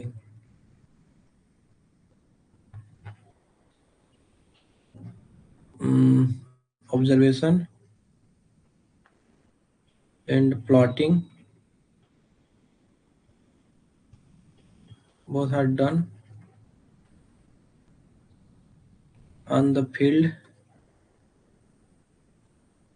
simultaneously।